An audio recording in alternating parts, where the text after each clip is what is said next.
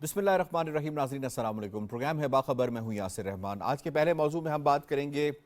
आज यूके की high commissioner हैं जी, ब्रिटिश हाई कमिश्नर एक्सीलेंसी जेन मैरियट, उनसे इंटरेक्शन का मौका मिला। जब उनसे सवाल पूछा गया कि दुनिया पाकिस्तान को किस निगाह से देखती है, तो उनका जवाब ये था कि 4 माह पहले दुनिया पाकिस्तान को बहुत क्रिटिकली निगाह से देखती थी और दुनिया की कई ममालिक ऐसे हैं और ख़ास तौर पे फाइनेंशियल इंस्टीट्यूशंस जिन्होंने अपनी वर्किंग शुरू कर दी थी पाकिस्तान के हवाले से कि अगर पाकिस्तान डिफ़ॉल्ट कर जाता है तो हम किस तरह से आगे चलेंगे पाकिस्तान के साथ, जो हमारी एग्रीमेंट्स या डील्स हैं।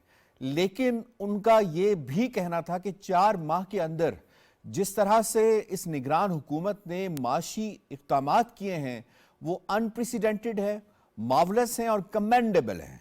ये यूके की हाई कमिश्नर जो पाकिस्तान में हैं, जेन मैरियट, उनका ये कहना है। अब आप आते हैं ग्राउंड रियलिटी के हवाले से, तो पाकिस्तान की मईशत जनाब जो कि ज़बू हाली का शिकार थी, जिसके बारे में ये कहा जा रहा था कि IMF के साथ हमारा अगर SPA या एग्रीमेंट पे हम नहीं जाते तो हम डिफ़ॉल्ट की हदों को छू रहे हैं। कुछ लोग तो ये कह रहे थे कि टेक्निकली हम डिफ़ॉल्ट कर चुके हैं, बस सिर्फ अनाउंसमेंट होना बाकी है। लेकिन हमने ये देखा कि माजी की हुकूमत ने अपनी आखिरी दिनों के अंदर जो SPA किया और उसके बाद जो निगरान हुकूमत आई अगस्त के अंदर, और उनके सामने एक अप हिल टास्क था। टास्क क्या था जी? गैर कानूनी ट्रांजिट ट्रेड, स्मगलिंग, IMF के साथ SPA को आगे लेकर चलना और दूसरी ट्रांच को रिलीज करवाना, इन्फ्लेशन का जो पहाड़ है उसे कम करना, बैलेंस ऑफ पेमेंट को बेहतर करना, बैलेंस ऑफ ट्रेड को बेहतर करना, करंट अकाउंट डेफिसिट को कम करना, सर्कुलर डेट को कम करना, इंटरेस्ट रेट के अंदर बेहतरी लेकर आना और 27% जो IMF ने कहा था उसमें उसके अंदर कमी वाकई करना और 22% से ना बढ़ने देना। और इसके साथ साथ इकोनॉमिक स्टेबिलिटी, SOEs की प्राइवेटाइजेशन, डॉलर का हाई रेट जो है उसको कंट्रोल में रखना और पाक रुपये की वैल्यू को इंक्रीज करना। जो हमारी स्टॉक एक्सचेंज है जो इंडिकेट करती है कि पाकिस्तान की इकोनॉमिक स्टेबिलिटी अब बेहतरी की जानिब गामजन है, ये पाकिस्तान इकोनॉमिक स्टेबिलिटी की जानिब गामजन है, उसमें मजीद बेहतरी लेकर आना और इसके साथ साथ फॉरेन एक्सचेंज रिजर्व और टैक्स नेट का बढ़ाना। ये वो पहाड़ हैं हुकूमत के सामने जो कि हुकूमत ने 4 महीने के अंदर जो परफॉर्मेंसेस दी हैं उसके मुताबिक इन तमाम इंडिकेटर्स को अगर हम देखने की कोशिश करें माइक्रो लेवल के ऊपर तो हमें इसके अंदर बेहतरी नजर आती है। यही वजह है कि वज़ीर आज़म अनवारुल हक काकड़ ने जब बात की है मुख्तलिफ फोरम्स के ऊपर तो उन्होंने ताजरों पर यही जोर दिया है कि अब आप आउटरीच करें बाहर की मार्केट की तरफ, पाकिस्तानी मसनूआत को बाहर लेकर जाएं ताकि पाकिस्तान का फॉरेन एक्सचेंज रिजर्व जो है बढ़े। और उन्होंने एतमाद का इजहार किया क्योंकि दुनिया भी अब पाकिस्तान के ऊपर एतमाद का इजहार कर रही है। जो पाकिस्तान की स्टॉक एक्सचेंज है जनाब, ये एक बहुत अच्छी खबर है कि आज 66,000 की उसने बुलंद तरीन सतह पे ड्यूरिंग द कारोबार जो है उसने अचीव किया था और जो पिछले दिन से 1436 पॉइंट ज़्यादा है।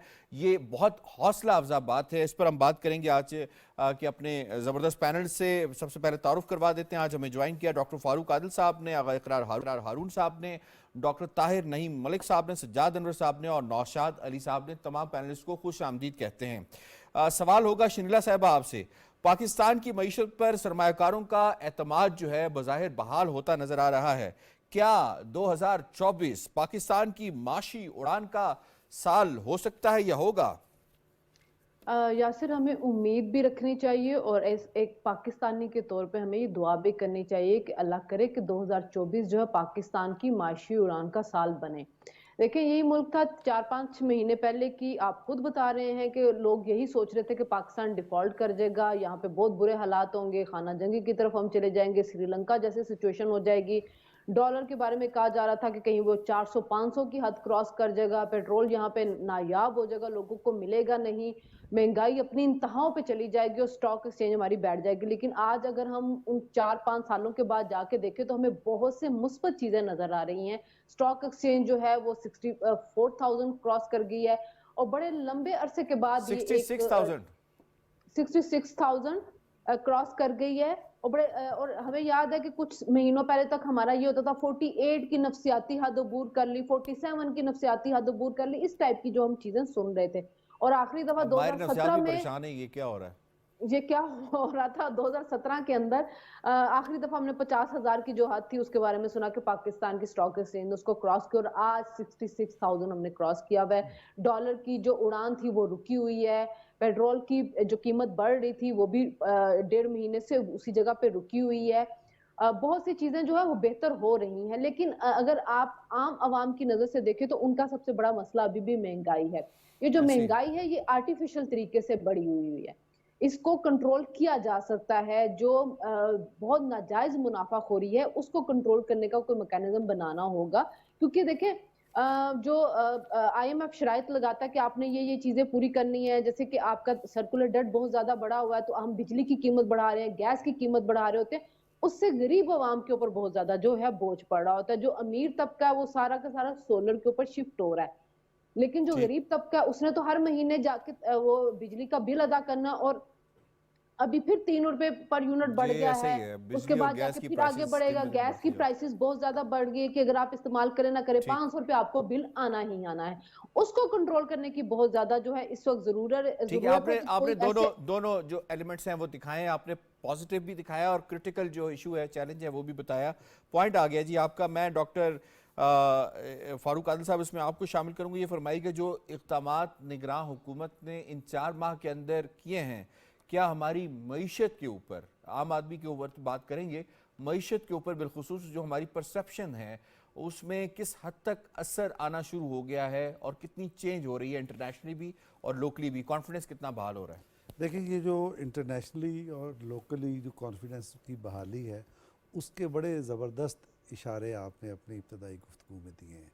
जैसे आपने ब्रिटिश हाई कमिश्नर की गुफ्तगू बताई, जिसको इंटरेक्शन आपसे हुआ, उसने बताया कि कुछ अर्सा पहले हम पाकिस्तान को कैसे देख रहे थे और आज कैसे देख रहे हैं। तो ये बात बिल्कुल दुरुस्त है, लेकिन क्या ये सब कुछ इन 4 माह के दौरान हुआ है? मेरी राय ज़रा सी मुख्तलिफ है। मेरी राय ये है कि ये पाकिस्तान कम अज़ कम अप्रैल 2022 से अब तक जो आपको डेवलपमेंट इक़्तिसादी महाज पे नज़र आती है, सियासी महाज पर नज़र आती है, इस्तेहकाम के मामले में नज़र आती है, दरअसल एक बुनियादी फ़िक्र का हिस्सा था। और वो बुनियादी फ़िक्र यही थी कि पाकिस्तान अगर डॉक्टर साहब, डूब डॉलर रहा है, रेट क्या था अप्रैल 2022 में? मेरा ख्याल है कि डॉलर रेट्स इशू नहीं है, मेरा ख्याल ये है कि पॉलिसी इशू सर है। उससे क्यों नहीं इशू, सर बुनियाद है अगर आप मुझे इजाज़त दें तो मैं आपका शुक्रगुजार हूँगा। देखें, डॉलर जो ऊपर जा रहा था उसका सबब कुछ और था। उसका क्या? सबब ये था कि गुज़श्ता 4 बरस की जो हुकूमत थी उसने मईशत को तबाह कर दिया था। और मैं मौलाना फजल रहमान के साथ जाऊँगा कि वो एक प्लान के तहत इस मुल्क की मईशत को तबाह कर रहे थे। और प्लान, उसके मकासद क्या थे मईशत को तबाह करने, और उसको डिफ़ॉल्ट पे ले जाने के मकासद क्या थे, उनका हम कई बार जिक्र कर चुके हैं। उसके बाद जो ये चीज़ शुरू हुई, मुल्क को स्टेबल करने की तरफ थी। ये तहरीक अदम एतमाद भी उसका हिस्सा थी। और तहरीक अदम एतमाद के बाद जो आपकी केयर टेकर गवर्नमेंट बनी, इन सब की पॉलिसी एक सी थी और हर काम में एक वक्त लगता है। स्मगलिंग के लिए उन्होंने इकदाम क्या किए हैं? स्मगलिंग के लिए उन्होंने इकदाम, जो उनके पास उस वक्त टाइम था, जो उनकी लड़ाई थी, जो उनका झगड़ा था, उसमें जिन चीज़ों की, जिन तरजीहात की ज़रूरत थी, उसके तहत उन्होंने काम किया। उसके बाद अगली हुकूमत को उन्होंने कानून साजी करके मुंतकिल कर दिया कि अब आप ये काम करें। तो ये एक फ़िक्र के, एक टीम के साथ ये काम हो रहा है और ये पाकिस्तान की तारीख में ये पहली बार हो रहा है। तो इसलिए इसकी सपोर्ट की जानी चाहिए। इसी के नतीजे में हमें कामयाबी मिलेगी। नंबर 2, मैं आपको ये बताऊं कि ये 1 महीने का, 2 महीने का, साल का, 2 साल का प्रोजेक्ट नहीं है, ये 20 साल का प्रोजेक्ट है। इन 20 साल के दौरान आपको मईशत को सियासी इस्तेहकाम लाना है, मईशत को मुस्तहकम करना है। उसके बाद आपका मुल्क एक पटड़ी पर चढ़ जाएगा और रफ्ता रफ्ता हम लोग, यानी हम लोग जो अवाम है, हमारी भी सूरत हाल बदलनी शुरू होगी बतदरीज। प्लान बड़ा है। ठीक है आगा साहब, आप एग्री करते हैं कि ये प्रोसेस उस वक्त से शुरू हुआ और ख़ास तौर पे जो कामयाबियां समेटी गई हैं, यहाँ पे आम आदमी यही सवाल पूछता है कि ये 4 माह में समेटी गई हैं, ये 16 महीने में, 4 सालों में क्यों नहीं समेटी जा सकी, जो आज जिसकी हम देख रहे हैं कि अफगान ट्रांजिट ट्रेड के अंदर भी हम रैशनलाइज कर रहे हैं, स्मगलिंग को भी रोका जा रहा है, डॉलर को भी नीचे लेकर आया जा रहा है, जो कि सिलसिला सामने आ रहा है। Your take sir. जी, मैं बड़े अपना यानी कि इज़्ज़त और एहतराम से मैं मुकम्मल तौर पे डिफ़र करूँगा डॉक्टर साहब के साथ।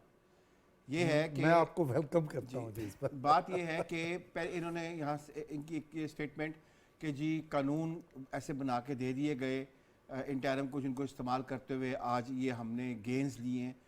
वो कानून अपनी जगह पे, उसका कोई तल्लक नहीं था वापदा की चोरी रोकने से, गैस की चोरी रोकने से, उसका कोई तल्लक नहीं था जो है डॉलर की जो फ़्लाइट थी अफगानिस्तान, उसको रोकने में। आपको याद होगा आप ही के शो में हमने कई दफ़ा डिस्कस किया था पीडीएम की गवर्नमेंट के ज़माने में कि जो बोइस्तान खान साहब हैं, जो चेयरमैन हैं फॉरेक्स के, उन्होंने कई प्रेस कॉन्फ्रेंस की कि मैं आपको वो जगह बताता हूँ कि जहाँ से डॉलर पाकिस्तान का इकट्ठा होकर जाता है और फिर वहाँ से अफगानिस्तान जाता है। और वो इस पे बकायदा जिसको कहते हैं ना, he was crying over that. कोई एक्शन पीडीएम गवर्नमेंट ने नहीं लिया। जब ये बताया जा रहा था कि कहां कहां से चीनी, गंदम पाकिस्तान की और एडिबल ऑयल, कुकिंग ऑयल जो हम इंपोर्ट करते हैं, और मीट, सारा का सारा अफगानिस्तान में ट्रांसफर हो रहा है, किसी ने कोई एक्शन नहीं लिया। और उसका रिजल्ट ये निकला कि डॉलर 326 को क्रॉस कर रहा था। पाकिस्तान में चीनी की कीमत नहीं खाली बढ़ी, चीनी मिलना मुश्किल हो गई थी। और आपको याद होगा कि बकरे का गोश्त मिलना जो है वो अपना यानी कि कभी मिलता था मार्केट में अच्छा था, कभी नहीं मिलता था, क्योंकि सब कुछ तो जा रहा था अफगानिस्तान। तो पीडीएम गवर्नमेंट ने क्या एक्शन लिया? जो बिजली चोरी हो रही थी क्या एक्शन लिया? जो सुई का चोरी होती थी उस पर क्या एक्शन? कोई एक्शन नहीं लिया। कोई तल्लक नहीं है इसका नए कानून के कवानीन के साथ। ये तो स्ट्रक्चरल इश्यूज थे जिनको आके इंटरिम गवर्नमेंट ने इमीडिएटली कंट्रोल किया। और जो डॉलर 327 क्रॉस कर रहा था, आज आपको मार्केट में 286 287 से भी नीचे मिल जाता है। तो इसलिए काइंडली आप कंपेयर कर ही नहीं सकते हैं, ठीक है, इस 4 महीनों को पीडीएम की 16 महीने से, और बिल्कुल ही नहीं कंपेयर कर सकते हैं पीटीआई के 4 साल के साथ। लेकिन मुझे इस पे डर है। पॉइंट आ गया। डर एक है, ठीक है, डर ये है कि इंटरिम गवर्नमेंट खत्म होने को जा रही है जब इलेक्शन 8 तारीख को होंगे। ठीक है, जो पार्टीज, पॉलिटिकल पार्टीज पीडीएम में मौजूद थी या जो पीटीआई ने हुकूमत की, उन्हीं में से कोई ना कोई वापस आएगा ना, फिर क्या होगा पाकिस्तान का? ये बड़ा अहम सवाल है। डॉक्टर साहब जल्दी से रिस्पॉन्स करें। मुझे ये कहना है कि ये जो मुकदमा पेश किया है मेरे भाई ने, उससे ये लगता है कि ये कहना ये चाहते हैं कि खुदा के लिए इलेक्शन ना कराएं, नंबर 1। नंबर 2 ये कहना चाहते हैं कि दरअसल इस वक्त पीडीएम हो, पीटीआई हो, उन दोनों ये फोर्सेस का मुकाबला, पॉलिटिकल फोर्सेस का मुकाबला मौजूदा केयर टेकर हुकूमत करने जा रही है। कि क्यों ऐसा हुआ? सर, वो उन्होंने तो इकदाम गिराए ना, जो इकदाम हुए हैं वो गिनाए, अगर आप कह नहीं है ये बिल्कुल बात गलत है। पाकिस्तान इस पे बात करेंगे। सजाद साहब आपको इन्वॉल्व करूंगा, ये फरमाइएगा, ये जिस खदशे का इजहार आगा साहब ने किया कंटिन्यूटी के हवाले से, मेरा ख्याल है हर पाकिस्तानी के जहन में ये पॉइंट होगा कि आज जो कुछ अच्छा हो रहा है, हम देख रहे हैं इंप्रूवमेंट्स भी चीज़ों में आ रही है, और वो कुर्बानी भी दे रहा है कि यार अभी इन्फ्लेशन है तो साल के बाद उसका कम हो जाए। तो ये उस खदशे को किस हद तक दूर करने की ज़रूरत है, कंटिन्यूटी को जारी रखते हुए कितना ज़रूरी है कि जो भी पार्टी इख्तिदार में आए या पार्टीज इख्तिदार में आए, वो अपना माशी प्लान पहले से दें और लोग उनसे पूछें कि आपके मैनिफेस्टो में इकोनॉमी कहाँ खड़ी है। Your take sir.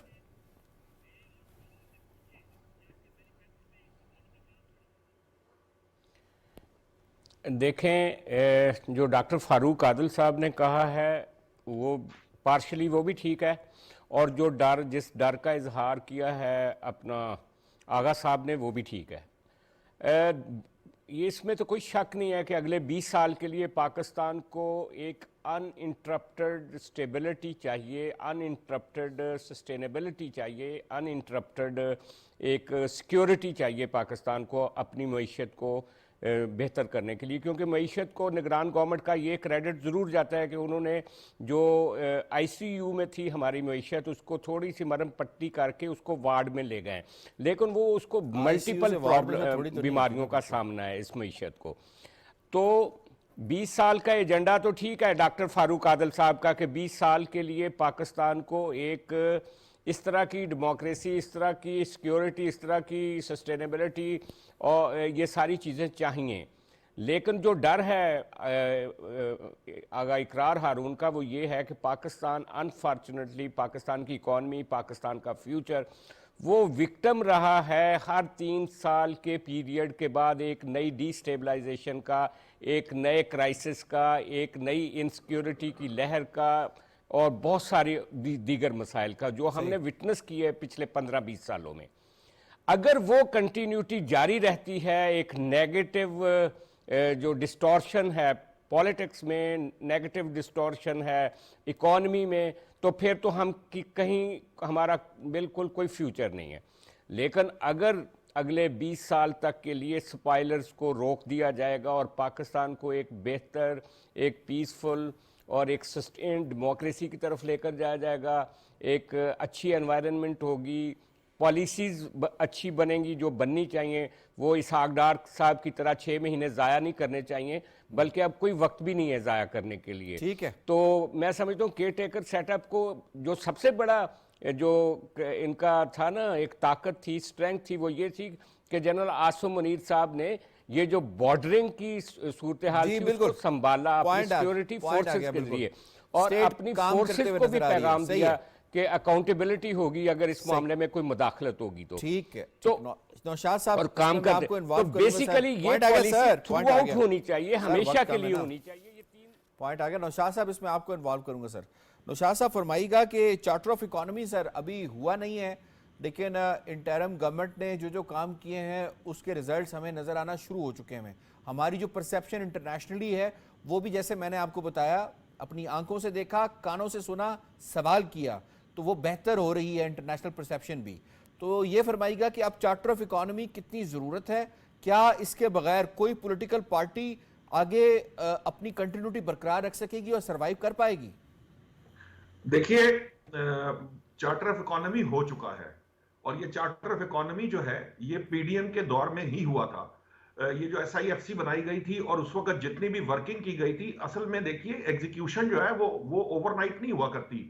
ये ममालिक के लेवल पे जब कोई चीज होती है, यानी मुल्की सतह पर कोई काम करना होता है, तो उसकी पहले ग्राउंड वर्क किया जाता है, उसकी प्रॉपर तरीके से इन्वेस्टिगेशन की जाती है, उन चीजों को मार्क किया जाता है, फिर उस पर फैसले किए जाते हैं और उसके बाद एग्जीक्यूशन का प्रोसेस होता है। बेसिकली ये जो मामला आप उठा रहे हैं, चार्टर ऑफ इकोनॉमी जो है और ये इसकी जो सिमत है वो पीडीएम गवर्नमेंट के दौर में ही रख दी गई थी। हाँ, उस वक्त एग्जीक्यूशन का वक्त मौजूद नहीं था और ये बात कही। अच्छा, यहाँ मैं आपको रोकूंगा, ये फरमाइएगा एग्जीक्यूशन का ना होना क्या पॉलिटिकल रीजंस की वजह से था कि अगर हमने स्मगलिंग के ऊपर हाथ डाला तो हो सकता है कि उस इलाके का जो पॉलिटिशियन या पॉलिटिकल क्लाउड है वो आड़े आ जाएगा? अगर ये चीज दोबारा से सामने आई तो फिर किस तरह से हम चीजों को बेहतर कर सकेंगे, इंश्योर कर सकेंगे और स्ट्रक्चरल चेंजेस लेके आ सकेंगे? Charter of economy should not be above all. मैं आपको बता देता हूं, ये बात जो आप कह रहे हैं ये किसी हद तक सियासी बयान के तौर पे या अदरवाइज कही जा सकती, लेकिन आपको पता होगा डॉक्टर फारूक साहब ने बहुत दफा ये बात दोहराई है कि इस दफा रियासत ने कुछ फैसले कर लिए हैं और रियासत ने जो फैसले किए हैं उनके तहत चीजों को आगे चलाया जाएगा। और जो पीडीएम की गवर्नमेंट थी उस वहां ये रियलाइजेशन मौजूद थी कि ना सिर्फ चार्टर ऑफ इकोनॉमी किया जाएगा, रियासत उसका हिस्सा होगी, बल्कि उसके साथ साथ चले अभी एक और ज़िमनी सवाल ले लीजिएगा, क्योंकि आप ये बात कर रहे हैं तो ये फरमाइएगा अभी तक जितने जलसे पीपल्स पार्टी के, मुलाकातें मुस्लिम लीग नवाज की और बाकी हो रही हैं, हमें उसमें इकोनॉमी की कोई शुनीद नजर नहीं आ रही, इकोनॉमी पे उस तरह बात नहीं हो रही। जाहिर सी बात है फरवरी 8 में इंतखाबात होने, डोंट थिंक कि पॉलिटिकल पार्टीज को इसके ऊपर ज्यादा बात करनी चाहिए? जी बिल्कुल करनी चाहिए, आप दुरुस्त कह रहे हैं, लेकिन मैं जो बात कर रहा हूं अगर मुझे मुकम्मल करने दी जाए तो मैं आपको सिर्फ ये बताना चाह रहा हूं कि देखिए ये चार्टर ऑफ इकोनॉमी की बात गुज़िश्ता हुकूमत जो पाकिस्तान तहरीक इंसाफ की जब हुकूमत आई थी उस वक्त भी की जाती रही है। हम ये भूल जाते हैं असेंबली में शहबाज शरीफ साहब ने चार्टर ऑफ इकोनॉमी की बात उस वक्त की थी जब पाकिस्तान तहरीक इंसाफ की हुकूमत नई नई बनी थी। उस वक्त ये हालात मौजूद थे क्योंकि उससे पहले जो हुकूमत थी उसको डिस्टेबलाइज किया गया था और उस वक्त जो कुछ इस मुल्क में किया गया था उसकी वजह से बहुत सी प्रॉब्लम्स आई थी। फिर एक बहुत बड़ी पॉलिसी की तब्दीली की गई थी जो दहशतगर्दी से मुताल्लिक थी, जिसकी वजह से दहशतगर्दी की लहर ने दोबारा सर उठाना शुरू किया।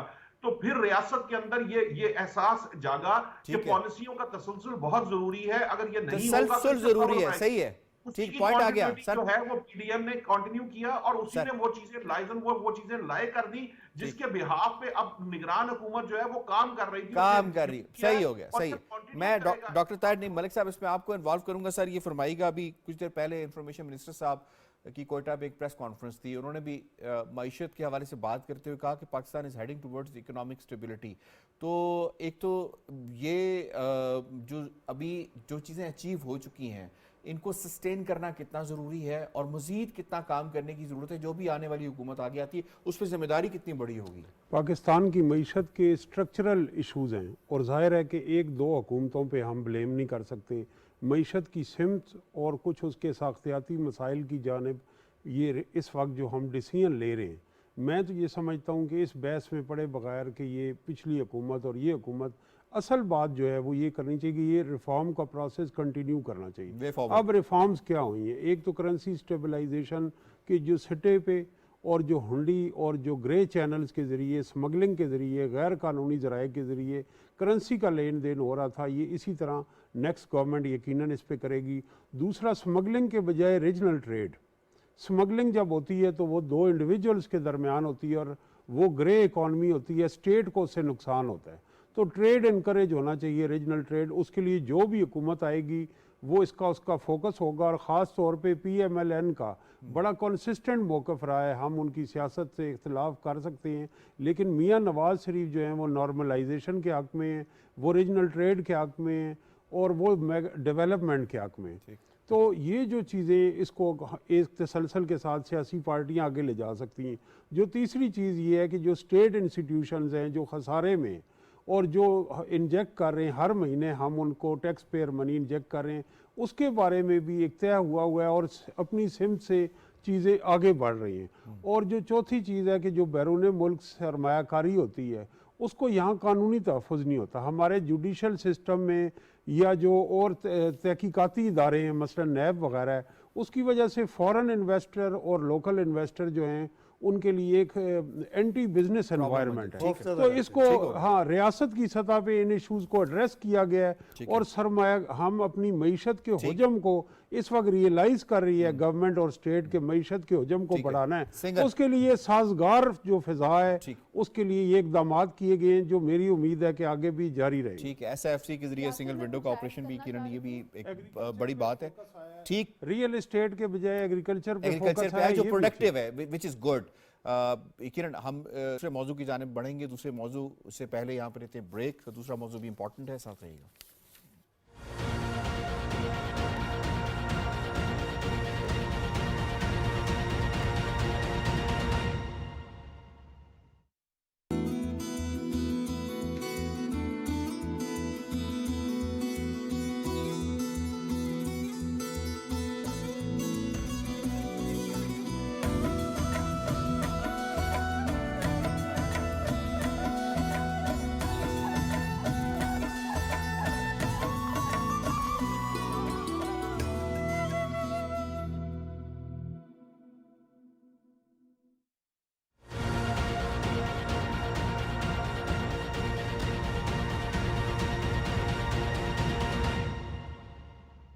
वेलकम बैक जी।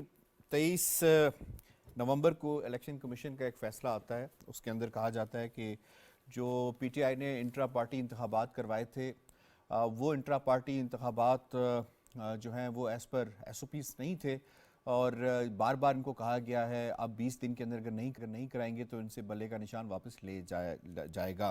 फिर उसके बाद जी 29 नवंबर को PTI की जानिब से ये कहा जाता है कि जी हम इंट्रा पार्टी इंतखाबात कराएंगे। उससे पहले चहमगोइयाँ होती कि हम अदालतों का दरवाज़ा खटखटाएंगे। फिर 2 दिसंबर को इंट्रा पार्टी इंतखाबात बिल आखिर हो जाते हैं और जनाब बैरिस्टर गौहर साहब जो है उन्हें बिला मुकाबला चेयरमैन मुंतखब कर दिया जाता है। यह है जी सारी स्टोरी। इसके बाद फिर क्या होता है? अकबर बाबर साहब वो बानी कारकुनान में से हैं जिन्होंने PTI को खड़ा किया है, वो फिर चले जाते हैं इलेक्शन कमीशन के पास। अपने साथ कोई 12-13 दरखास्तें मजीद भी उनके साथ होती हैं और वो ये कहते हैं कि ये किस किस्म का इंट्रा इंतखाबात हुआ है जिसके अंदर उनके वकील के मुताबिक जनाब जहां शेड्यूल समेत वोटर्स लिस्ट वगैरह कुछ नहीं दिखाया गया। दूसरा ये कि बंद कमरे में एक शख्स को चेयरमैन बना दिया गया। ना कागजादे नामजदगी हुई और ना मालूम जगह पे इलेक्शन करवाए गए, ना स्क्रूटनी हुई, ना ही फाइनल लिस्ट आई। अब एक मामला यहाँ पे चल रहा है और जिसकी सुनवाई जो है वो चीफ इलेक्शन कमिश्नर ने अपने जो बाकी मेंबर्स हैं उनके हमरा की है। और फिलहाल जो कलअदम है उसको इलेक्शन कलअदम को कलअदम तो करार नहीं दिया, लेकिन नोटिस ज़रूर जारी कर दिए हैं पीटीआई को। लेकिन दूसरी तरफ जो है वो लाहौर हाई कोर्ट में भी एक एप्लीकेशन गई है जिसके अंदर जो इलेक्शन कमीशन का दायरा इख्तियार है, जिसके अंदर इलेक्शन कमीशन ने पीटीआई को ये कहा है कि आपने इंट्रा पार्टी इंतखाबात करवाने हैं, उसको कहा गया कि उस पूरे प्रोसेस को आप कलअदम करार दे दें। और जो पिछले इंट्रा पार्टी इंतखाबात थे उसके नतीजे के तौर पे जो साबिक चेयरमैन इमरान खान साहब जो हैं और साबिक वज़ीर आज़म वो बने थे, उनको बरकरार रहना चाहिए। वो भी एप्लीकेशन ज़ेर समाअत है और उसको 5 रुकनी बेंच की जानिब जस्टिस साहब ने जो है वो भेज दिया है। अब यहाँ सवाल ये पैदा होता है कि जिन लोगों की नाम सामने आए हैं वो बड़ा ही इंटरेस्टिंग है जनाब, और वो लोग हैं जी यास्मीन राशिद साहिबा जेल में हैं लेकिन उन्हें ओहदा मिल गया है बिला मुकाबला। अली अमीन गंडासार साहब जो है वो इश्तिहारी हैं, उन्हें भी ओहदा मिल गया बिला मुकाबला। उमर अयूब साहब मफरूर हैं, उन्हें भी ओहदा मिल गया बिला मुकाबला।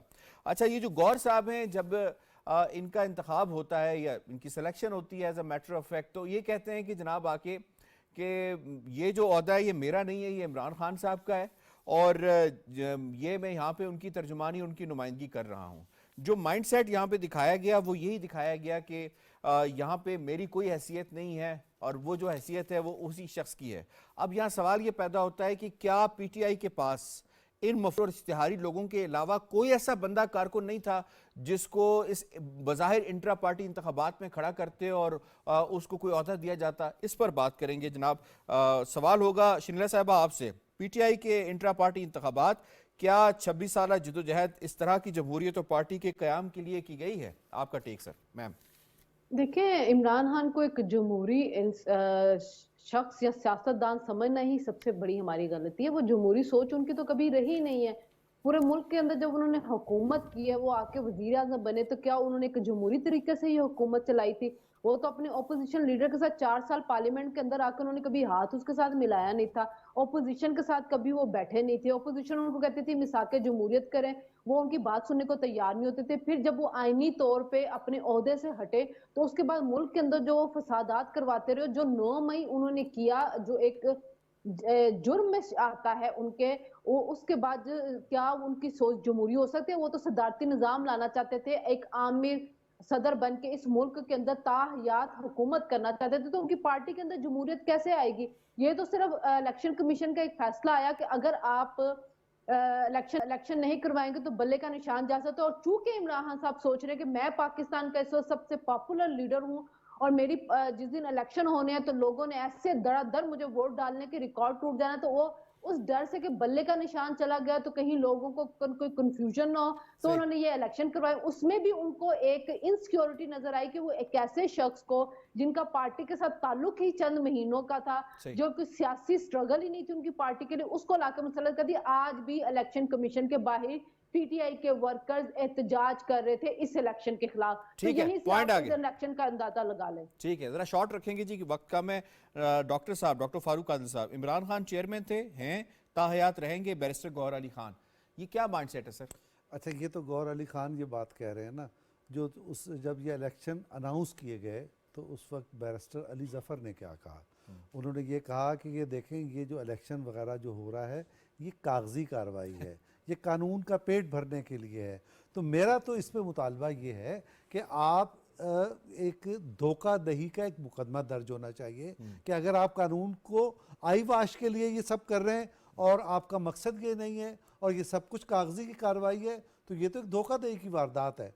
तो आपको सबसे पहले तो इस पे मुकदमा कायम करना चाहिए। दूसरी बात जो आज बहुत बड़ी गलतफहमी फैली हुई है, मैं इलेक्शन कमीशन में जिन लोगों ने इसे कवर किया उन लोगों से रब्ता हुआ, जो बहुत सारे मुद्दई थे उनसे मेरी बात हुई, तो आज एक बाज़ ज़राए ब्लाग में भी और सोशल मीडिया पर पीटीआई की तरफ से ये बात उड़ाई गई कि अकबर एस बाबर और दीगर लोगों ने जो दरख्वास्त दायर की है उसको रद्द कर दिया गया। ऐसा नहीं, इलेक्शन कमीशन ने, ऐसा नहीं हुआ। हुआ क्या था, ये बहुत इंटरेस्टिंग है और ये कॉन्टेक्स्ट को दुरुस्त करता है कि हुआ क्या था। हुआ ये था कि एक एप्लीकेंट की तरफ से ये कहा गया कि ऐसा करें कि पीटीआई को एक नया मौका दे दें इलेक्शन कराने का। इंतखाबात का रदम करार देते हैं। उन्होंने कहा कि एक इलेक्शन कराने का नया मौका दें। ठीक है। तो इस पर केपीके के जो मेंबर थे इलेक्शन कमीशन के, उन्होंने कहा कि नहीं, उन्होंने कहा भूल जाए, हमने ये काम दे दिया, अब कानून की कार्रवाई होगी। ठीक हो गया। तो कानूनी कार्रवाई क्या कार्रवाई होगी? चल रही है, सही कार्रवाई है। चल रही सही है। है। तो दूसरी बात जो बात ठीक कह है। रही शरीला, मैं उसे तायद करते हुए ऐड करता हूं, वो वन पार्टी की तरफ जा रहे थे, वन पार्टी सिस्टम की तरफ जा रहे थे पीटीआई के चेयरमैन, और इस मुल्क में उस तरह की आमरीयत मुसल्लत करना चाहते थे जैसे सद्दाम हुसैन की थी, कजाफी की थी। पॉइंट आगा साहब फरमाइएगा सर, क्या पीटीआई के पास मफरूर और इश्तहारियों के अलावा कोई ऐसा कारकुन नहीं था जिसे इंतखाबात में खड़ा किया जा सकता? नहीं, देखिए, जहाँ पे आप डॉक्टर यास्मीन राशिद की अगर बात कर रहे हैं तो उनको जो सिलेक्शन उनकी कह लें, बल्कि सिलेक्शन भी नहीं, मैं अनाउंसमेंट कहता हूँ, इसलिए की गई है कि रियासत को एक पैगाम भेजा गया है कि जो लोग मई 9 की म्यूटनी में शामिल हैं, आज भी वो हमारे लीडर हैं। अच्छा। और हम आज भी उसी म्यूटनी के लिए फिर एक कोशिश करने को तैयार होंगे जब भी हमें मौका मिला। तो ये तो साबित कर दी है पीटीआई ने कि जी वो जो म्यूटनी हुई थी हम उसको ओन करते हैं। ठीक हो गया। नौशाद साहब, single party sir, single person, single party, यही है, यही आउटकम निकलेगा इस तरह की पार्टी का सर? कोई स्ट्रक्चर नहीं है? नहीं, बिल्कुल स्ट्रक्चर तो पहले भी शायद कोई इंटैक्ट नहीं था, लेकिन ये बहुत सी अनोमली सामने आ चुकी हैं। ये जो आप जिन सूबाई सदूर की बात कर रहे हैं, इनके तो इलेक्शन कमिश्नर ही और होते हैं। यानी आइन के मुताबिक जो 2022 का तरमीमी आइन है पीटीआई का अपना, उनके लिए इसके लिए इलेक्शन अलहदा से इलेक्शन कमिश्नर मुकर्रर होते हैं। तो इसके अलावा भी जो ये सारा कुछ है ये अपनी जगह है। पीटीआई को इलेक्शन कमीशन में ये साबित करना है कि उन्होंने जो इंतखाबात करवाए हैं वो इलेक्शन कमीशन और पार्टी एक्ट के मुताबिक हैं। अगर पीटीआई ये करने के में कामयाब होगी तो आइंदा उसके लिए कोई मामला बनेगा, वरना मुझे हालात जो है वो मसाइल का शिकार ही नजर आ रहे हैं और इनके मामला जो है वो खासे खराब नजर आ रहे हैं। क्योंकि वाकयातन ये जो कानून की आंखों में धूल झोंकने वाला मामला है ना, ये भी सामने नजर आ रहा है, क्योंकि वीडियो सामने आ चुकी है, सारी चीजें अवाम के सामने हैं। पॉइंट आ गया सर आपका। सजाद साहब, आपको इसमें इन्वॉल्व करूंगा, ये फरमाइएगा, ये मनसब मेरे पास अमानत है, ये माइंडसेट क्या साबित करता है? ये सवाल मैंने पहले भी पूछा था, तो ये आप बताइएगा कि ये माइंडसेट क्या साबित करता है? आपने एक शख्स को हटा के नया आदमी आया, नया आदमी कहता है जी मैं तो जिस्म फर्क है, बाकी तो सोच और सब कुछ उसी बंदे की है जो पहले था। ये क्या है? मतलब ये कौन सी जमहूरियत है?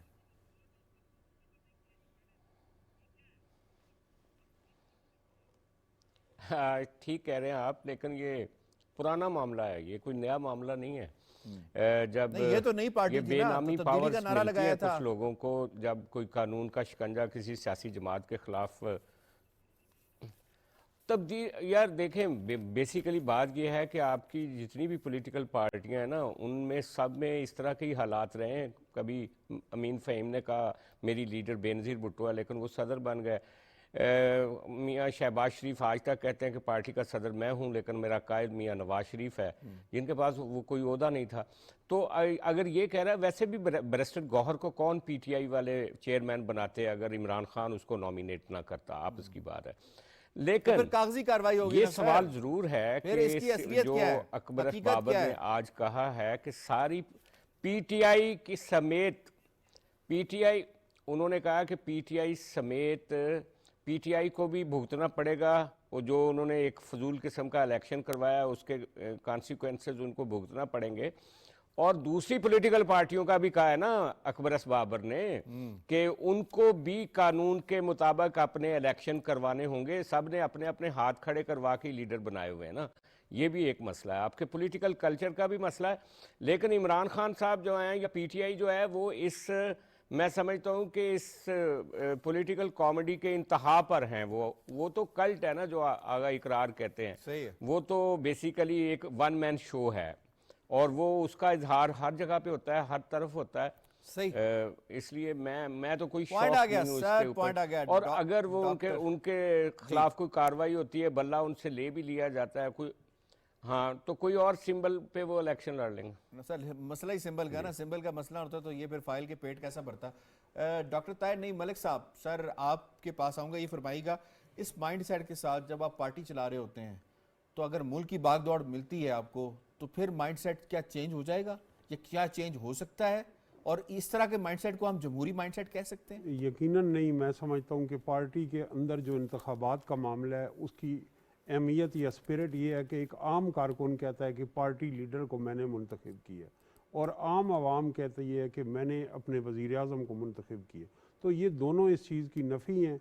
यहाँ लोग कहते हैं कि मेरी पार्टी मेरी मर्ज़ी, तो मैंने फार्म हाउस में अपने या मैंने 5 स्टार होटल में लोगों को बुला लिया है, तो ये हो गया है। जहाँ तक आप ये कह रहे हैं, आगा साहब ने सही कहा, सजाद अनवर साहब ने, कि तारीख यही है। अब जब जनरल मुशर्रफ का मार्शल लॉ लगा, मखदूम जावेद हाशमी पे फ़ौजी बगावत का मुकदमा बना और एक मुकदमा बनाया गया कि उन्होंने इंसाइड किया आर्मी ऑफिसर, सही। तो मियाँ नवाज शरीफ ने उन्हें कायम मकाम चेयरमैन बना लिया। तो आप ये देखें कि ये बार बार हम इसमें क्यों जाते हैं कारकुन, क्योंकि आपकी लीडरशिप को माइनस किया जाता है और वर्कर और दूसरे कहते हैं कि हम माइनस नहीं होने दें। तो माइनस के बजाय प्लस का सफ़र जिस दिन जारी होगा, पाकिस्तान की सियासत और पाकिस्तान का समाज आगे बढ़ेगा। हमें माइनस से प्लस की तरफ जाना है, माइनस से प्लस की तरफ जाना है। और हमें यकीनन प्रोग्राम का यहाँ पे इख्तिताम करना है। अपने तमाम पैनलिस्ट का शुक्रिया करना है। आज के दोनों मौज़ूआत आपने जनाब उस पर उनका तज्जिया मुलाहिज़ा किया। प्रोग्राम बाखबर से इतना ही। यासिर रहमान को दीजिए इजाज़त। अल्लाह निगहबान।